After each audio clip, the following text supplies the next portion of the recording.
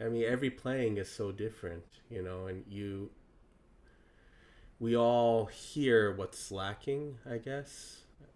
So, my advice is that, you know, try to be honest with yourself, I suppose. Like, try to really um, be aware of your strengths and weaknesses. Mm-hmm. Um, my teacher, Dorothy DeLay, was so great at um, paying compliments. She always started off the lesson, no matter how bad I played or how bad anyone played, with a compliment. She would always say, "Honey, you have the most beautiful sound." And then she'll go off and just start to, um, yeah, dissect everything that was wrong with the play. But um, I think that's super important to really know what it is that you do well.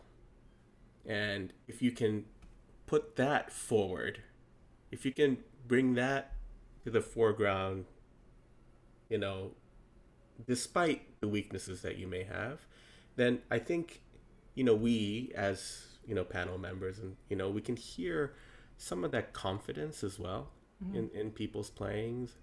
And yeah, and then of course from excerpt to excerpt, we've been doing a lot of audition training in the orchestra as well for participants and students, and bringing out the differences of every excerpt and really showing the panel your versatility is a great uh, way to, I think, advance in auditions. Yeah, I don't know. It's hard to describe. I didn't have a sense that I was um, doing something different. It was always part of my life. So um, Saturday Saturdays were fun for me. It was a day that I got to see a lot of my friends that shared the same interests as me. Of course, I had friends at school during the week, but yeah, there wasn't a special connection. The day just um, it didn't start until about 2 or 3 in the afternoon.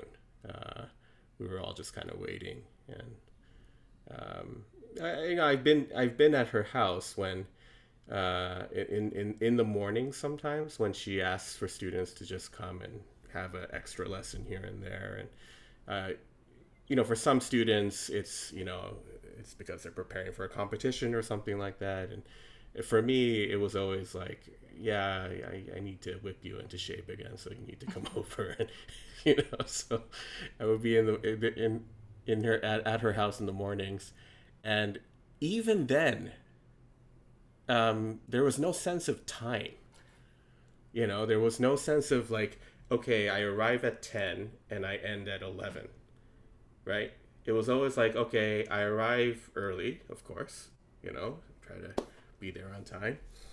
And then we're just sitting there, she's having coffee and she's offering me something to eat, and and and then she'll get a call from, various like competitions all over the world, and schools, and she was uh, a political figure Mm-hmm. in our world. So um, I think she used those mornings just to kind of, yeah, make phone calls, and they didn't have emails back then. So Would she have you practicing your scales while she was doing that, or you were just no, I reading? would just be sitting there.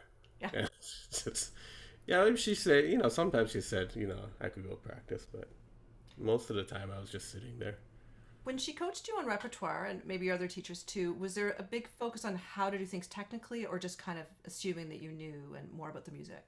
Yeah, she always had a technique class, and she had a brilliant way of doing it.